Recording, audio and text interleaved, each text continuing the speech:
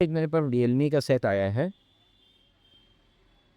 तो ये जो है लोगो पे रीस्टार्ट हो रहा है। ये देखिए अभी चार्जिंग सिंबल शो कर रहा है। ये देखिए पीछे से खुला हुआ है, दुकानदार इसी कंडीशन में हम लोग को दे गए हैं। तो जनरली क्या होता है कि जो लोगो पे रीस्टार्ट सेट आते हैं, ये देखिए ये रियलमी लिख के आ रहा है, ये रियलमी C21Y है। तो जनरली होता क्या है, ज़्यादातर दुकानदार ये सोचते हैं कि ये सेट फ्लैशिंग से सही हो जाएंगे। देखिए रीबूट हो रहा है, तो ये ऐसा नहीं होता। मैं एक्चुअल में बताऊंगा कि इन सेटों में प्रॉब्लम क्या होती है। तो चलिए आइए देखते हैं। देखिए यहाँ पे मैं CM2 का SPD3 जो है ये वाला वर्जन खोल रहा हूँ। ये देखिए ऐसे में ये जो SPD CPU है, इसके लिए ये लेटेस्ट सेटअप है CM2 का। अगर आपके पास CM2 नहीं है तो आप UMP से चेक कर सकते हैं। जल्दी मैं जितना भी काम मीडियाटेक और SPD का करता हूँ वो CM2 से ही करता हूँ। बात सुनिएगा, जल्दी इससे मुझे फ़ायदा ये होता है कि जल्दी मेरा टाइम बहुत बचता है। मैं अभी आपको दिखाता हूँ, ठीक है। अब देखिए यहाँ पे मैं जो है सबसे पहले रियलमी सेलेक्ट कर रहा हूँ। रियलमी, आपको यहाँ पे ब्रांड सेलेक्ट करना पड़ेगा। रियलमी ब्रांड सेलेक्ट किया और यहाँ पे C21Y सेलेक्ट कर लिया, ठीक है। अब मैं देखिए इसको कनेक्ट करा रहा हूँ सेट को। अब जब मैं कनेक्ट करा रहा हूँ तो देखिए इसमें क्या है कि आपको माइनस वॉल्यूम दबा के सेट को कनेक्ट करना है। ये देखिए मैंने माइनस वॉल्यूम दबाया यहाँ पे, और मैं बोर्ड भी दबाना पड़, सेट को कनेक्ट किया। अभी हाँ ये देखिए अभी ये सेट कनेक्ट प्रॉपर नहीं हुआ क्योंकि माइनस वॉल्यूम सही से दबा नहीं है। ये जो कनेक्शन है ना, ये सही से नहीं हुआ है। कोई दिक्कत नहीं है। हाँ ये देखिए कनेक्शन फेल हो गया, वो पता चल जाता हम लोग को। ये मैंने फिर से बैटरी पत्ता निकाला है, क्योंकि जनरली होता क्या है दुकानदार खुला सेट ले आते हैं ना, उसमें बड़ी प्रॉब्लम होती है। अब देखिए मैं बोर्ड दबा के, ये देखिए बोर्ड दबा के अब मैंने माइनस वॉल्यूम दबाया है और अब मैं यहाँ पे फिर से कनेक्ट कर रहा हूँ। मैं आपको एक एक चीज़ लाइव दिखा रहा हूँ जनरली मैं कैसे शॉप पे सेट करता हूँ। ये देखिए और ये देखिए सेट कनेक्ट हो गया। अब जनरली देखिए यहाँ पे क्या है कि ये देखिए ये जो लिख के आ रहा है ना, EQLA status end of life read only, ये जो स्टेटस बताता है कि इस आईसी की लाइफ खत्म हो गई। मैं इसको भी ओके कर रहा हूँ। ये आप चीज़ देख लीजिए। CM2 में सबसे बड़ी अच्छाई है, जब आप किसी की सेट को आइडेंटिफाई करते हैं तो जनरली होता क्या है कि आपका ये लिख के आ जाता है कि मतलब ये इमेंसी का स्टेटस बता देता है कि इमेंसी की लाइफ खत्म है, कि वो सेट सॉफ्टवेयर सही जाएगा। अगर ये लिख के आपका आ रहा है तो आप मान के चलिए कि आपकी इसकी लाइफ एंड हो चुकी है, और इसमें आप कितनी भी फ्लैशिंग कर लीजिए ये सेट फ्लैशिंग से नहीं देने। तो जल्दी हम लोग को फ़ायदा ये रहता है। अब देखिए यहाँ पे इन्फॉर्मेशन आई है RMX 3261 है। C21Y मैंने कहा था, लेकिन मुझे RMX जानना ज़रूरी है। दूसरा यहाँ पे सबसे बड़ी अच्छाई ये होती है कि ये क्या करता है, बैकअप सेव कर लेता है। ये देखिए यहाँ पे बैकअप जो है इसका, मतलब जो सिक्योरिटी बैकअप है वो सेव कर लेता है।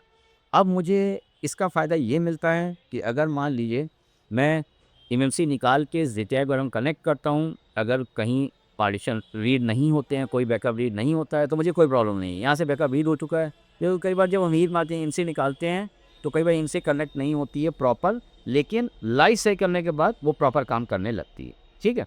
तो अब जनरली हम इसमें इमेंसी प्रोग्रामिंग करेंगे और इस सेट को ज़िंदा करेंगे।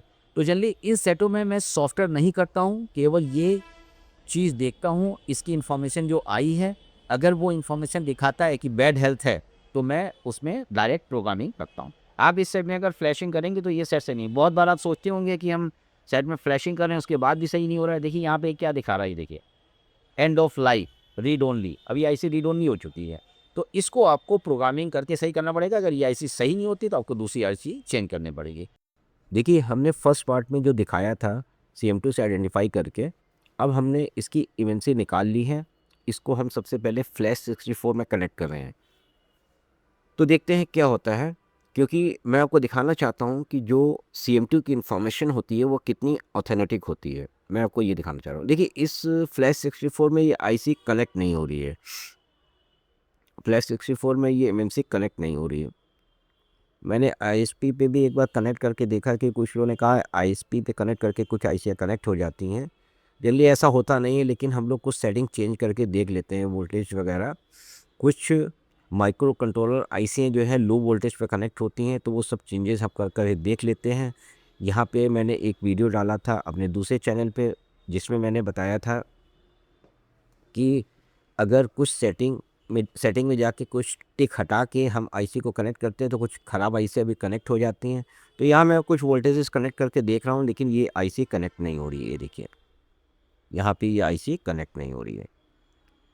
तो देखिए, आज की डेट में मैंने जो ऑब्ज़र्व किया है वो ये ऑब्ज़र्व किया है कि अगर आपके पास 2-3 बॉक्सेस हैं किसी भी चीज़ के, जैसे अनलॉकिंग करने के, जैसे मान लीजिए मैं अनलॉकिंग का काम करता हूँ, लॉक वगैरह या फ्लैशिंग का, तो मेरे पास अगर अनलॉक टूल, CM2, VMT और एंड्रॉयड मल्टी टूल है, तो जल्दी क्या होता है, मेरा सक्सेस रेशियो बढ़ जाता है, ना के बराबर सेट रिटर्न होते हैं। तो सेम चीज़ इसमें भी है। देखिए, अभी भी फ्लैश आईसी कनेक्ट नहीं हो रही है। आपको देखिए, मैं डिफरेंट सेटिंग कर रहा हूँ, लेकिन आईसी चेंज नहीं कनेक्ट नहीं हो रही है, एमएमसी कनेक्ट नहीं हो रही है। इसी तरीके से मेरे पास यूएफआई वॉक्स भी है, जेटैग वॉक्स भी है और फ्लैश 64 भी है। जनरली क्या होता है कि बीच में कुछ गैपिंग रहा, जैसे MIPI टेस्टर बॉक्स आया और GC प्रो करके एक बॉक्स आया, तो बहुत सारे बॉक्स ऐसे आए जिसमें मुझे कभी भी कन्विक्शन नहीं रहा कि ये बॉक्स सक्सेस होंगे। उसका रीज़न ये MIPI टेस्टर जो बॉक्स था, उसका कोई भी मुझे ये समझ नहीं आता था कि अब देखिए, मैं यहाँ पे एक इसका दूसरे सेटअप, पुराने सेटअप से भी एक बार ट्राई कर रहा हूँ कि ये कनेक्ट होता है कि नहीं। आप देखते रहिए, जबकि मैं आपको कुछ बहुत काम की बातें बता रहा हूँ। तो जनरली क्या होता है, हमारे पे टेस्टर का ये भी नहीं मालूम था कि कहाँ से वो लॉन्च हुआ है, कब उसका अपडेट आता है। अब जैसे जनरली आप देखिए, GSM होस्टिंग पे सबसे पहले फ्लैश 64 बॉक्स आया तो इसने स्पेस ली, इसका मतलब इस बॉक्स को टेकना था। दूसरा, इनका एक सेमिनार हुआ। देखिए, हम लोग क्या होता है, जो भी काम करते हैं परफेक्ट तरीके से करते हैं और उस पर पूरी रिसर्च करते हैं, तभी काम को आगे बढ़ाते हैं। जनरली होता क्या है कि अब जैसे MIPS टेस्टर की बहुत सारी मैंने रिपोर्ट देखी कि वो जो सेट ऑनलाइन फ्लैश होते थे, उनको फ्लैश करता ज़रूर था, दिखाता था फ्लैशिंग हो रही, लेकिन वो फेक फ्लैशिंग होती थी, बात समझिएगा। तो जनरली होता क्या है कि जब भी आप कोई भी प्रोडक्ट्स खरीदो, पूरा रिसर्च करने के बाद खरीदो। अब जैसे जब फ्लैश 64 का सेमिनार हो गया, तो ये कंफर्म हुआ कि कहीं ना कहीं ये टीम एक, और दूसरा, इस ये जो टीम है ना, ये पहले एक ATF बॉक्स आता था जिसने सबसे पहले 1202 की फ्लैशिंग दी थी, है ना। तो जनरली देखिए, आईसी कनेक्ट नहीं हो रही, तो उस बॉक्स उस टीम का है, जो बड़ी सक्सेस टीम उस टाइम भी रही थी नोकिया के मामले में, और अब इन्होंने फ्लैश 64 बॉक्स लॉन्च किया है। तो जनरली क्या होता है ना कि जब आप रिसर्च करके कोई भी बॉक्स लेते हैं तो आपको एक कन्विक्शन आता है। अब इस टाइम फ्लैश 64 बॉक्स ठीक ठाक काम कर रहा है।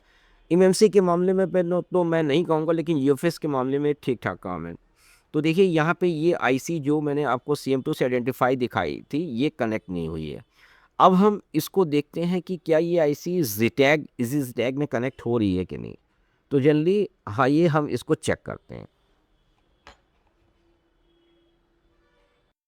अब देखिए, यहाँ पे हमने जो है ज़ेटैग में वो आईसी लगाई है, जो मैंने आपको CM2 से आइडेंटिफाई दिखाया था। देखिए, वीडियो बड़ा मज़ेदार होने वाला है। देखिए, इसमें लाइव बैच दिखा दी है, हेल्थ बैक एक्सीड दिखा दी है।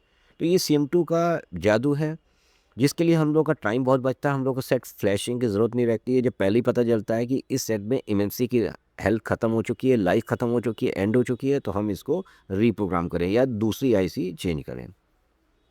तो जनरली देखिए, यहाँ पे जो फर्मवेयर इन्फॉर्मेशन है ना, उसमें जब टिक है तो वहाँ पे हैंग हो जा रहा है। तो हम लोग क्या करेंगे, अभी जब दोबारा कनेक्ट करेंगे तो फर्मवेयर इन्फॉर्मेशन, जो फर्मवेयर वर्जन है उस पे टिक हटा देंगे। तो जब उसको आइडेंटिफाई करेंगे तो पार्टीशन तो शो कर दे रहा है, लेकिन क्या कहते हैं, वहाँ पे ये हैंग हो जा रहा है। तो कई बार क्या होता है, आईसी में दिक्कत होती है ना, जब लाइफ ख़त्म होती है, तो जनरली ये सब दिक्कतें अटैक में आती हैं, जो मैं आपको लाइव शो कर रहा हूँ। इस तरीके से आप काम करेंगे तो आप ज़्यादातर से आपकी शॉप से रिटर्न नहीं होंगे। ये देखिए, मैंने इस पे टिक हटा दिया है। अब जल्दी जो है, मैं जब इस आईसी को चेक करूँगा तो ये आईसी जो है कनेक्ट हो जाएगी। अब देखिए, मैं आपको दिखाता हूँ, इसमें देखिए लाइफ एंड जो दिखा रहा है, ये देखिए, ये देखिए। ये जो लाइफ एंड है ना, इस वजह से इस सेट में आप कितनी भी फ्लैशिंग करेंगे, आपका सेट ऑन नहीं होगा।